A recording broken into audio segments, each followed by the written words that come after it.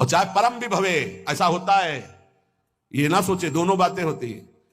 एक है चक्रवर्ती सम्राट अम्बरीश जी महाभागवत, और दूसरे चिदर चिदरानी जी महाभागवत, जिनके यहां आती थी पीपाजी सीता से चली आते, तो अंदर जाकर अपनी पत्नी से कहते कि आज तो बहुत बड़ा अनर्थ हो जाएगा। उनका क्यों भगवान?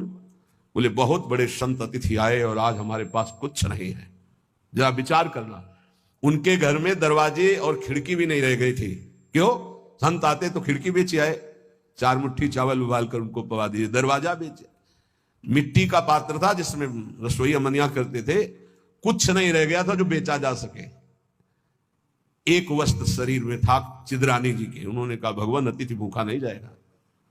पढ़ के देख लो भक्तमाल जी में श्री नाभाजी ने चरित्र लिखा, जो दिव्य दृष्टि संपन्न महापुरुष।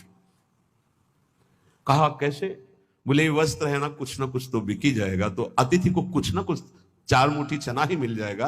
अतिथि तो भूखा नहीं जाएगा, संत तो भूखे नहीं जाएंगे। और महाभागवत जिनके दर्शन करने द्वारिकाधीश के दिव्य दर्शन करके सीता सेचरी और पीपाजी आ रहे हैं, उनके दर्शन करने। स्थिति क्या है? खाने पीने की तो बात जाने दो, पहनने के लिए भी सीधे वस्त्र नहीं, एक ही वस्त्र था चिदरानी जी के, उतार के दे दिया। बेचा जाके जो कुछ भी का, जो कुछ भी रूखा सूखा पत्तल में लगाया और बाहर पीपाजी सीता सहचरी के साथ पाव भगवान। वो समझ गई, इससे महारानी थी बहुत प्रवीण, समझ गई कि भोजन देख के समझ गई कि स्थिति क्या, घर देख के उनकी वेशभूषा। तो उनका कि भक्तानी जी को भी बुलाओ, चारों बैठ कर पाते जो भी है। वहां नहीं आप पाइए, वो तो रसोई में है। तो उनका फिर क्या होता, मैं रसोई से लिवा लाती हूँ।